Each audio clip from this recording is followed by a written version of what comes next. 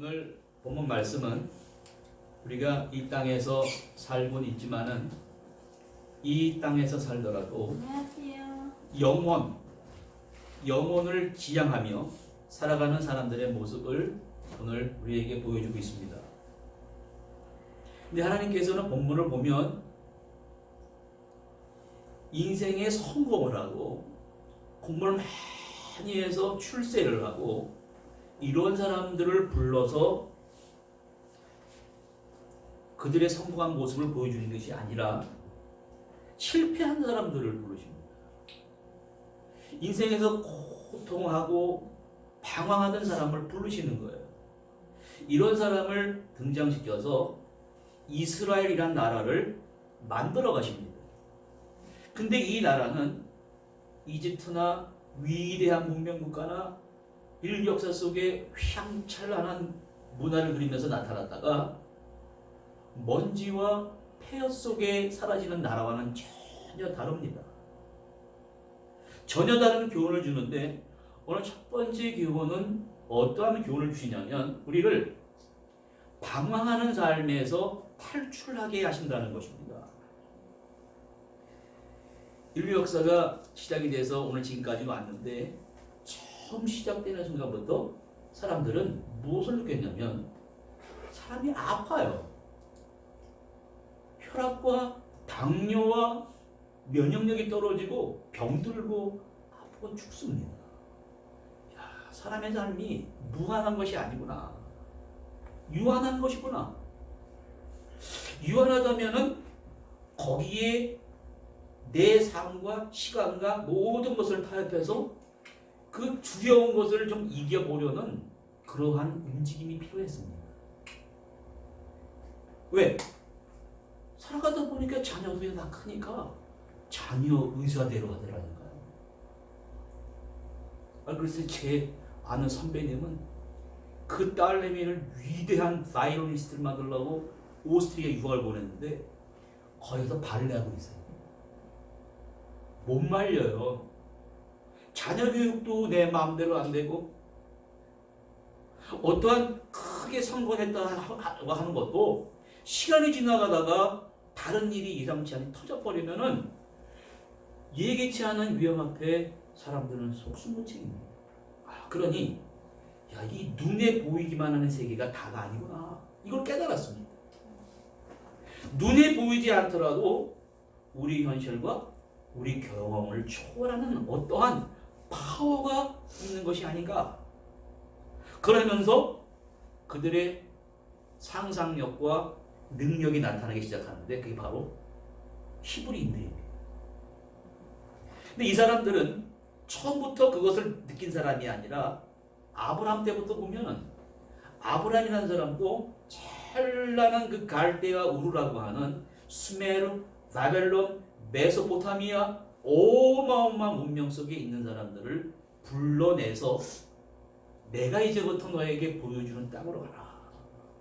내가 지시할 땅으로 가라 하면서 가정을 이루고 그 명령을 받아서 출발합니다. 이 사람들은 당시 기록에 의하면은 아주 불안정한 삶을 살았던 사람이라 소개를 합니다. 아브라함도 그렇고 이삭도 그렇고 야곱도 12아들을 데리고 또 딸까지 데리고 천막을 치고 이동을 하고 유목민으로 가다가 글쎄 다른 이민족이 야곱의 막내딸 디나를 보고 너무 아름답게 생긴 거예요. 감탄을 해버렸어요. 그랬더니 이 디나의 오빠들이 가만히 있습니까? 칼로 다 죽여버리는 거예요.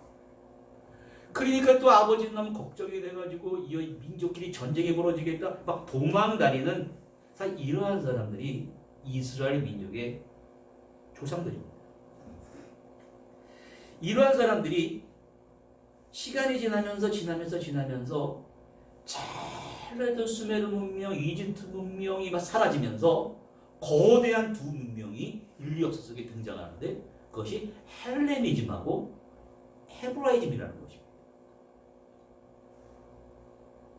그 헤브라이즘의 주인공들이 바로 이집트에서 노예 생활을 400년간 하던 사람들이었다. 그들은 400년간 노예 생활하면서 오직 한 가지만 부르짖었다는 것입니다. 아브라함과 맺으신 그 계약을 기억하시고 우리를 불쌍히 여기시고 우리들을 구원해달라고 계속해서 부르짖었을 때 하나님께서는 또 한 사람을 등장시킨 게 바로 모세입니다. 모세를 등장시킬 때도 그냥 등장시키는 것이 아니라 3의 아이들이 다 태어나면 히브리 아이를 죽이라. 그러한 명령을 받고 이집트에 있는 사람들이 그 히브리인들의 아이를 다 나일강에 집어넣어 죽입니다. 그러나 모세의 어머니는 그 아이를 갈대 상자에 담아서 나일강에 띄워보냅니다. 그 갈대 상자에 담은 어린아이가 둥둥둥둥 흘러서 누구에게로 가냐면 그 나라의 최고의 권력자인 바로의 공주에게로 갑니다. 바로 공주가 그 아이를 보고 또 길러요. 이집트에서 40년간 바로 모세는 성장을 했습니다. 거기서 성장을 한 거예요. 히브리인들은 뭘 느꼈냐면은 이 땅에 살면서 이 현실은 계속해서 현실과 타협하면서 안주하는 것이 아니라 하나님만이 이루시는 독특한 세계관이 있다. 가치관이 있다. 이 세계관을 만들어내는 거예요. 오늘 이 말씀을 보면서 오늘도 우리가 이룩한 문명은 대단합니다. 여러분 유전자 편집 기술이라는 말 들어보셨습니까? 옛날에는 암세포가 생기면 이 안에 면역력을 길러가지고 면역력이 암세포를 이렇게 공격하는 이게 건강했습니다. 근데 이게 신경을 많이 쓰고 스트레스 받고 피곤하다 보면 그게 안 돼요. 당뇨고 암 생기면요 막 항암제를 놓고 머리를 다 빠지게 하고 요즘은 그렇게 안 해요. 유전자 편집 기술이 나왔다는 거예요. 이게 무슨 말이냐면 워드 프로세서에 여러분 젊은 사람들 막 짜집기 하지 않습니까? 남의 총장 지게를 갖다가 딱 붙이고 이 짜집기 하는 기술이 있듯이 유전자 편집 기술이라는 게 있어요. 크리스프로라고 하고 사람의 유전자를 검사했더니 부모로부터 당뇨병 유전자를 갖고 있다는 게 밝혀져요. 할아버지가 암으로 돌아가서 그 유전자가 내 속에 있는 걸 발견을 해요. 그래서 그 유전자를 가위로 잘라. 그 안젤리나 졸리가 바로 그 모델이라는 거예요. 유방암을 발견해가지고 멋있게 또 다시 만들어놨지 않습니까? 여기까지 왔어요. 어마어마한 이집트 문명을 능가하는 어마어마한 문명 세계 속에 여러분과 저는 살아갑니다. 그러면 이 속에 살다가 우리도 이 속에 빠져서 현실에 안주하고 이것도 곧 사라져 버립니다. 먼지와 폐허 속에 사라져 버리게 될 것을 바라보라는 것입니다.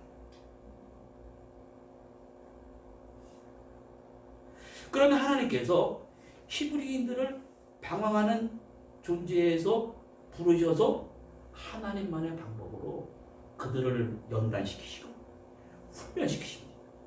그리고 그들이 성취한 업적이 있는데 그 사람들은 말입니다. 생각과 정신과 마음이 일치가 돼서 어떠한 행동으로 옮기는 사람들이었습니다. 물론 그 마음 속에 정신세계 속에 막 방황을 하고 막 실패를 하고 이러한 것이 일어났지만 거기 속에서 탈출한 거예요. 두 번째로 어떻게 구체적으로 만드시냐면 실패한 자를 하나님의 방법으로 영으로 만들어 가십니다. 모세가 성장을 하고 어머니 품 안에서 젖을 먹고 자라면서 너는 자라서 이 민족을 구원하는 사람이 되어야 된다. 그걸 깨달으면서 히브리이지만 이집트에 성장을 하고 어느 날 나가보니까 막 싸워요. 히브리인들을 외국인 이집트의 관리가 막 때리는 것입니다. 화가 나서 확 올라오는 그 성격을 이기지 못하고 관리를 죽여버렸어요. 그걸 묻어버렸어요. 이게 모세의 모습이에요. 근데 그 다음날 나가보니까 히브리들끼리 싸우는 거예요. 서로 동족끼리 싸우는 거예요. 왜 동족끼리 싸우냐 그럴 때 그 중에 한 명이 뭐라고 그러냐면 너 어저께 그 이집트 관리를 죽였듯이 또 우리 죽이려고 하는 탈로가 났어요. 사람을 죽인 살인범이 됐어요. 이것이 또 바로 왕의 보고가 됐어요. 도망을 가는 거예요. 모세는 도망자요, 살인자요, 실패한 사람입니다. 미디안 광야로 도망을 갔습니다. 미디안 광야에서 그 이도로라는 사람을 만나가지고 그 딸이 위험에 처했을 때 딸을 공경해서 구해주고 이도로의 딸과 결혼하면서 무려 또 40년의 시간이 펼쳐지는데 이집트에서 펼쳐진 40년과는 전혀 다른 모습입니다. 앞이 캄캄합니다. 미디안 강이라는 것은 사막이에요.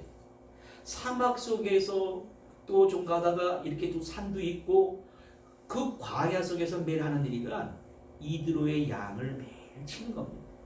양떼를 몰고 나가서 풀을 찾아서 풀을 먹이고 40년 동안 이 일을 반복을 하는 거예요. 여러분 모세가 여러분 생각을 해보십시오.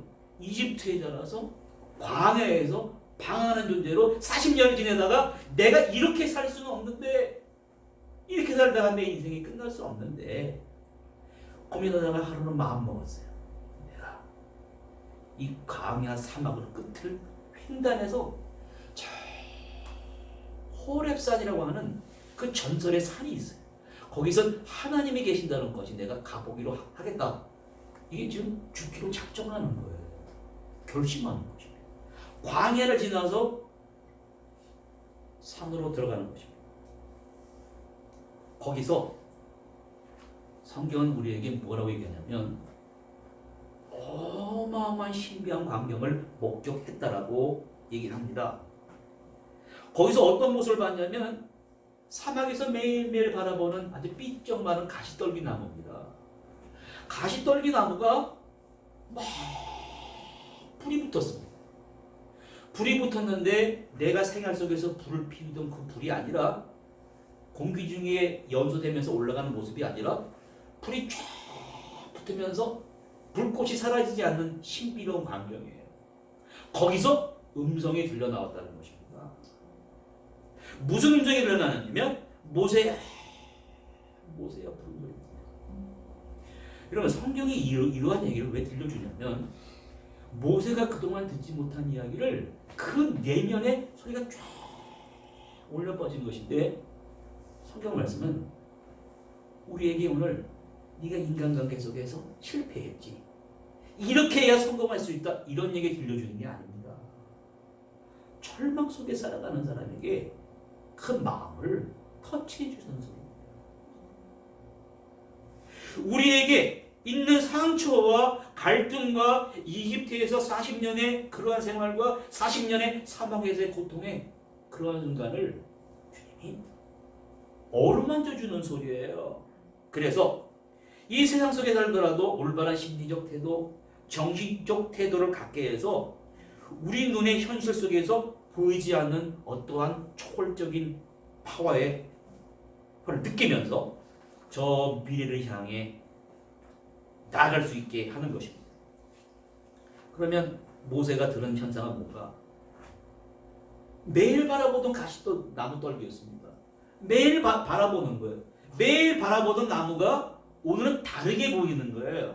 여러분 이 말은 무슨 말이냐면 내 의식의 수준이 업그레이드 된 것입니다. 그전에 뇌세포 의식이 여기까지밖에 생각 못하는 거예요. 부모의 관계, 부부와의 관계, 인간관계 생각이 딱 제한되어 있던 게 업됐습니다. 일상생활 속에서의 특별함을 볼 수 있는 능력입니다. 그러면 그동안은 왜 이런 소리 못 들었습니까? 못 들은 이유는 뭐냐면은 이집트에서 형성된 40년의 생활, 사막에서 형성된 40년 생활, 이것 사람이 만들어 놓은 귤, 종교가 만든 교리, 이것이 하나님의 소리라고 착각했어요. 거기에 무조건 승복했습니다. 이러한 문명의 이기 속에서 살아왔기 때문에 하나님의 음성이 들리지 않는 거예요. 그런데 오늘 여기에서 들려진 소리는 말입니다.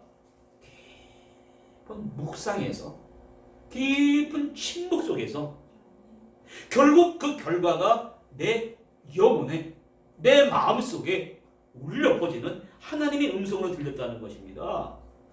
모세야 부르시고 그 모습 앞에 떨면서 뭐라고 그러냐면 주여 내가 여기 있습니다. 이 말은 뭐냐면 내가 이제 죽기를 각오하고 여기 왔는데 내가 나를 부르신 그 무슨 말씀하시든지 하시면 내가 행동으로 옮기겠습니다. 자, 모세에게 들려진 음성은 그 다음에 이런 말이 들려왔습니다. 이리로 가까우지 말라는 말이에요.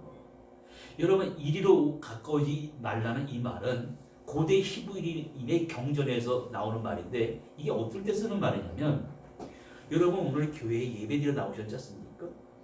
예루살렘 성전이 있었습니다. 이것은 하늘에 있는 성전의 모형이에요.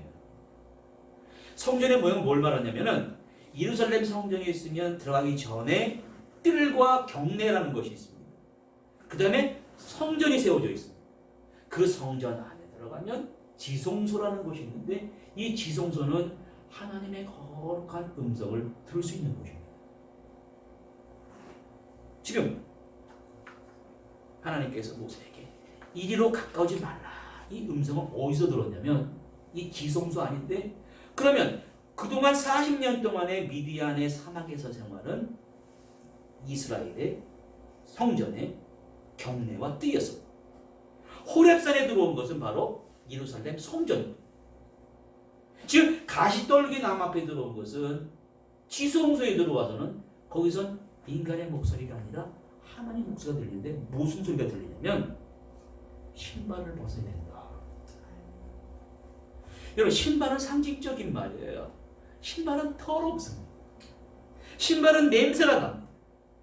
이게 뭐냐면은 이 이집트 세상 속에서 이 현실 속에서 나에게 들려진 그동안의 잘못된 행동 양식, 거짓된 자아, 거짓된 가면 이것을 벗어버리지 않고는 앞으로 나갈 수가 없다는 거예요.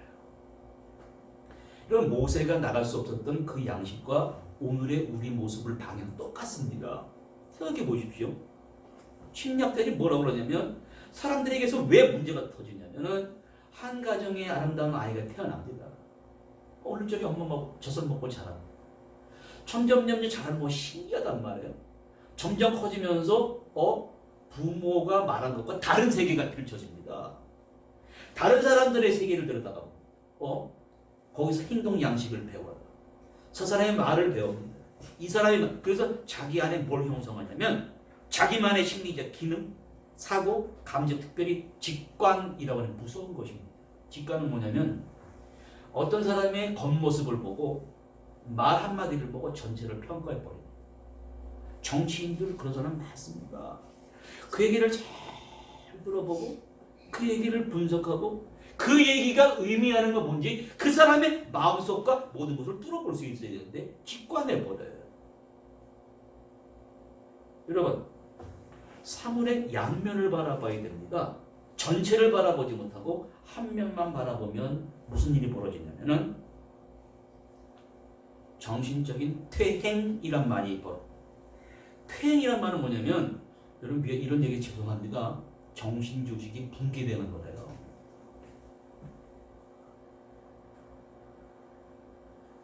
정신 조직이 붕괴되면 어떻게 돼? 갈등이 나타나는 거야. 불안해지는 거야 내가.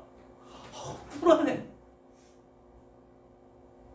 이것이 고착되면 나타나는 게 우울증 올라가고 마약 중독 올라가고 화성, 연쇄, 살인사건 막 인류 역사 속에 폭력과 충동과 그 인간에 내재하는 거짓된 자아는 모세나 지금이나 똑같은 죄의 실체입니다. 그래서 이러한 무서운 공포가 있으니까 인류 역사가 시작될 때부터 수렵시대, 농경시대, 문자시대 너무너무 두려운 거예요. 이게 두려워서 공포심을 완화시키기 위해서 그들만의 신적 존재를 만들어냈습니다. 그게 바로 우상이에요. 그러나 히브리인들에게는 여호와 하나님이시라는 거죠. 그 모세가 신발을 벗어버려야 된다. 그러면 내 안에 있는 거 어떻게 벗어요? 내 의식 속에, 무의식 속에 숨겨져 있는 이 거짓된 가면을 어떻게 벗어버리냐 그 말입니다. 이걸 심리학적 용어로 페르소나의 디솔루션, 분해시켜버려야 된다는 거예요. 여기서 다 실패가 넘어가요. 이게 내 안에 이 잘못된 것을 내가 해보겠다 그 순간부터 안 된다는 거예요. 내가 할 수가 없다는 것입니다. 그럼 어떻게 해야 되는 거예요? 내 안에 있는 거짓된 자아가 숨어있는 세계들을 동화란 말을 써야 된다. assimilation이란 말인데 이것은 무슨 말이냐면 여러분 지금 건강하셔요.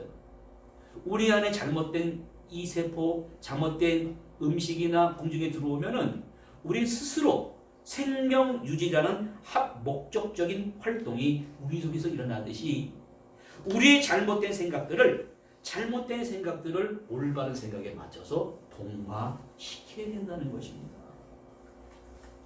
잘못된 유전자를 잘라내서 이 앞으로 인간의 수명이 120세, 150세, 200세를 갈 수 있다는 것입니다.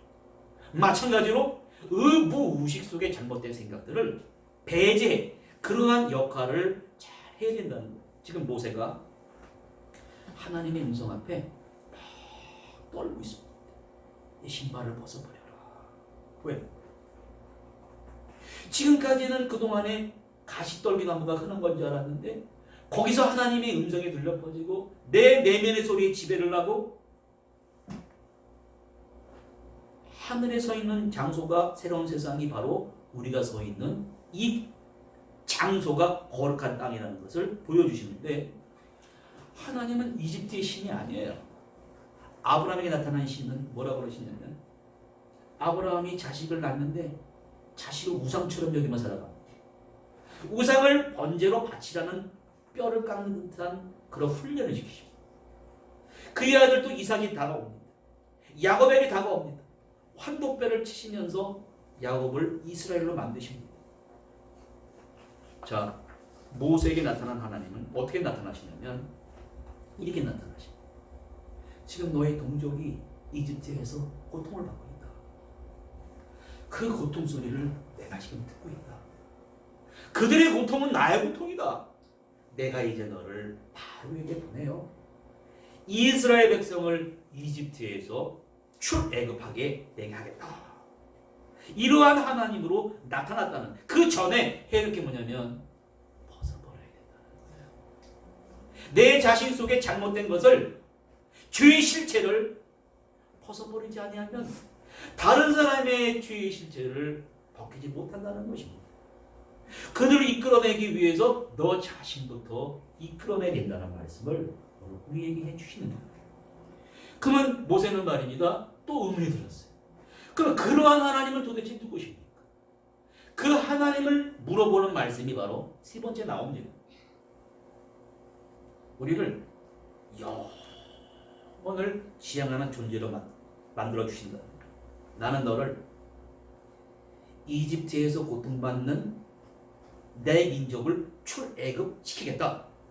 그랬을 때 모세가 뭐라고 하냐면 내가 누군데 이집트의 바로에게 가서 그 말을 합니까? 그리고 뭐라고 그러냐면은 그들의 신이 많습니다. 그들의 인생에 두려워서 태양신을 만들고 달신을 만들고 어마어마한 비동과 라운드 국고성을 짓고 그들의 하나님이 다 있습니다. 나는 그들에게 하나님을 누구라고 소개하겠습니다. 여러분 이러한 질문이 나오는 이유는 말입니다. 이유가 있습니다. 인류 역사 시대 오늘도 우상 만들었네요. 오늘도 인터넷 들어가서 정보입니다. 왜냐하면 이것은 삶의 체험에 대한 얘기예요. 자기가 좋은 신랑 만나겠다고 돈을 많이 벌겠다고 인간 체험에 대한 얘기가 만들어낸 게 사람들의 우상입니다. 내가 그들에게 가서 나의 하나님의 이름을 뭐라고 얘기했습니까? 하나님 이렇게 말씀하십니다. 나는 스스로 있는 자이다. 이런 말씀하죠. 나는 어떠한 다른 것으로 설명될 수 없는 스스로 존재하는 과거에도 있었고 현재도 있었고 미래도 있었고 현상과 일치와 미래가 따로따로 노는 존재가 아니에요. 하늘에서 비를 내려 태양신이 비신이 내려야 이러한 게 아니라는 거예요. 스스로 존재하는 존재다. 그러면서 나의 이름은 여호와 야훼라는 말씀하시고, 야훼란 말은 독특한 히브리의 테트라그램마톤이란 말인데, 히브리 사람들은 지금도 우리는 여호와 이 하나님의 이름을 막 부르는데 그 사람들은 이 얘기에 나오면 아도나이라고 부릅니다. 주란 뜻이에요. 지금 모세가 그 하나님의 이름을 들은, 여러분 이 얘기 좀 더 들어가 보면 옛날부터 사람들은 죽음을 두려워했습니다. 죽음을 두려워, 내가 죽어도 살아난다 그래서 어떤 왕은 자기가 죽을 때 살아있는 사람 같이 묻었어요. 왜? 살아난 거니까. 그것은 뭐냐면 너무너무 두려워하는 거예요. 인간의 유한한 생명을 너무너무 두려워해서 만들어낸 게 그들의 우상이었고, 하늘의 신, 별들 신, 벼락과 천둥 소리를 들으면서 너무너무 두렵고 떨리는 마음을 경험할 신들을 찾았습니다마는 이 히브리인의 신은, 하나님은 그러한 신이 아닙니다. 어떠한 신입니까? 아브라함과 링컨과 에디슨의 공통점을 찾는다면 이런 사람들은 뛰어난 영웅입니다. 뛰어난 영웅이 여러분 어떻게 벌어진다고 생각하십니까? 뛰어난 고액가에 때문에 나옵니까? 아닙니다. 자라면서 여러 가지 실패들을 해요. 여러 가지 부딪히는 장애물들이 많습니다. 에디슨이 지금 전관을 만들려고 그냥 수백 번의 실패를 하는 거예요. 근데 그 사람은 실패로 생각 안 합니다. 내가 전구를 하나 만들기 위해서 안 되는 과정을 겪고 지나갔다. 이러한 부정적인 생각과 부정적인 갈등과 어려움들을 다 내 것으로 받아들이는 사람들입니다. 아브라함 링컨, 음악과도 마찬가지예요. 피아노도 없이 슈레트는 작곡가 생활했습니다. 너무너무 어려워요. 어려운 가운데서라도 어마어마한 위대한 곡들을 쓰게 된 게 어떻게 나오냐면 자신의 어려움과 자신의 우울함과 애매모함과 이러한 생각들을 자신이 앞으로 미래를 꿈꾸는 발판으로, 능력으로 변화시켰다는 거죠. 그런데 이러한 일이 가능할까? 왜 이렇게 어렵게 살아가려고 하는 거예요? 그 이유가 있습니다. 왜냐면은 보십시오. 어떤 사건과 부딪혀서 이해가 안 되는 일이 벌어졌어요. 나한테 고통을 주는 일이 벌어졌습니다. 그러면 사람들은 쉽게 해결하려고 합니다. 왜? 어려우니까. 내가 감당할 수가 없으니까. 그런데 그걸 뿌리치고, 그래, 이걸 그대로 받아들이자. 받아들여. 이런 일이 왜 일어나? 이번에도 네팔 사업하는데 어려움이 그렇게 많습니다. 저 사람이 왜 이렇게 나를 괴롭히지? 그래서 일을 같이 하시는 그 권승일 목사님이 유럽에, 중동에 진출해서 몇백억씩 벌던 사람이지 않습니까? 그분은 한국에서 율산 제세그룹을 박정희 대통령이 이 부도나게 하면서 거기서 1년간 노예로 잡혔어요. 한국에서 부도가 나버리니까 그 나라 법이 2에서 2로 눈은 잡혀가지고 1년 동안 남의 집에 들어가서 노예 생활했답니다. 청소해 주고 떼비도 주고 그러면서 매일 울었다는 거예요. 하나님, 내가 이 목사 되겠다는 사람이 사업하다 망해가지고 남의 집 들어와서 노예 생활하는데 빨리 풀어주시면 내가 하나님이 노예가 되겠습니다. 그렇게 기도하고 목사가 된다고 그래요. 생각을 받아들이는 거. 그리고 질문하는, 하나님, 내게 이런 일이 왜 일어났습니까? 그럼 끊임없이 질문하는 사람은 답을 찾습니다. 지금 과학의 어마어마한 힘들이 어떻게 생겨났냐면 상상하는 거예요. 끊임없이 질문하는 거예요. 어마어마한 의학기술, 과학력이 발달했듯이 이 어려움과 부정적인 그러한 요소들을 내가 받아들이는 사람에게 하나님께서 다른 신비로운 축복의 세계로 인도하신다는 거예요. 그럼 왜 이렇게 또 힘들게 얻어야 되냐고 여러분 질문하시잖아요. 그래서 심리학자가 연구를 해보니까 인간의 심리 속에선 항상 두 가지가 싸운다는 거예요. 이 심리에 뭐가 있냐면 심적인 고귀한 신분의 요소가 있고 노예 같은 요소가 있다. 어떤 일이 딱 들어오면 노예같이 천분한 의식과 심적인 고귀한 속성을 가진 신적인 속성이 부딪힌다는 거예요. 그러면 어떠한 삶이 성공적인 삶인가? 부딪히는 것을 일치시키는 거예요. 일치시키지 못하고 거기서 싸워버리면 거기 끝난다는 거죠.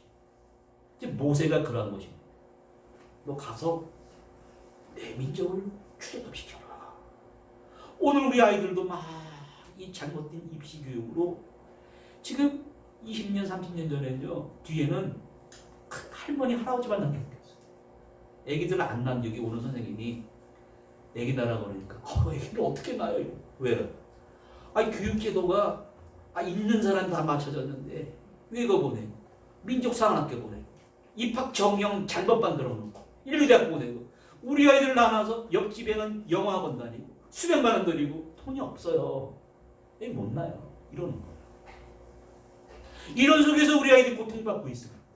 이런 걸 출애굽시키라는 것입니다. 그런데 모세가 뭐라고 그러냐면 주께서 나에게 나타났다 그러면 저는 아예 믿지 않을 것입니다. 잠깐만. 내 안에 노예의식이 부딪히는 거야. 네가 갖고 있는 것이 무엇이냐? 지팡이입니다. 내가 너와 함께 있어서 기적을 보여주리라. 그 지팡이를 통해서 막 별별 기적을 다 보여주기 일단 안심합니다. 또 뭐라 그러냐면은 나는 말을 못해요. 이집트에는 말 잘하는 사람이 많았던 모양입니다. 누가 사람의 입을 만들었느냐? 누가 못 보는 자나 말 못하는 자나 맹인되게 했느냐? 내가 내 입과 함께 있어서 할 말을 가르쳐주기라. 아론이 너를 말 잘하는 사람을 세우고 내가 너를 그들에게 어떻게 해요? 하나님같이 보여주게 하리라. 여러분 너무나 믿지 않는 사람들에게 하나님이 신적인 내 안에 있는 하나님 이 말씀이 출애굽기 4장 16절 너는 그에게 하나님같이 될 것이다. 그런데 모세는 그게 아니라는 거예요. 이 안에 두 가지가 자꾸만 나는 아니라고 하는 거예요. 그게 아니라는 것을 주님이 가르쳐 주시는 거예요. 익숙한 가시나무 떨기를 통해서 지팡이를 통해서 내가 너와 함께 하리라. 오늘 이것을 여러분과 저에게 보여주시냐면 하나님께서 오늘 여러분에게 저에게 가시떨기나무 평범한 겁니다. 준비해놓고 기다리시는 거예요. 모세를 80년 동안 기다리신 하나님께서 오늘 기다리십니다. 왜 기다리십니까? 음성을 들려주십니다. 그 옛적에는 영원히 불타지 않는 가시나무 떨기를 통해 들려주셨지만 오늘은 그것이 아니라 하나님의 영원한 속성을 직접 보여주시기를 원하십니다. 나는 세상의 빛이라. 나는 너희를 위하여 몸을 버린다. 너의 상한 마음을 고치기 위하여 네 마음속에서 노예 같은 의식과 고귀한 신분 의식이 양극의 일치를 가지지 못하고 갈등을 일으키는 그 일을 위하여 내 몸을 나무에 달려서 피를 흘리는 선한 목자라. 이 떡을 먹는 자마다 생명의 떡으로 살 것이요 그의 피는 생명의 피로 살 것이고 이것을 먹는 자마다 영원히 살게 될 것이다. 그렇게 말씀하십니다. 여러분 수천 년 전이나 지금이나 인간의 본성은 똑같습니다. 그런데 오늘 이 얘기가요 우리에게 들려지면서 우리의 정신세계와 우리의 마음과 그 모든 것들을 정화시켜 주십니다. 이제는 앞으로 내 삶 속에 어떤 두려움과 어떤 고통이 있다 할지라도 그걸 잘 받아들이고 참고 견디고 나가면요, 거기에 놀라운 하나님의 축복과 영적 환희 세계가 쫙 펼쳐진다는 것입니다. 그래서 사도 바울은 뭐라 그래요? 너희 안에 이 마음을 품으라. 그리스도 예수의 마음이다. 이 속에서만 내재한 이 지상에 살면서 저 영혼을 시행하는 존재로 살아갈 수 있도록 만들어 주신다는 것입니다. 이러한 성도님 되시기를 간절히 바랍니다. 기도하시겠습니다. 하나님 아버지, 모세의 삶을 통해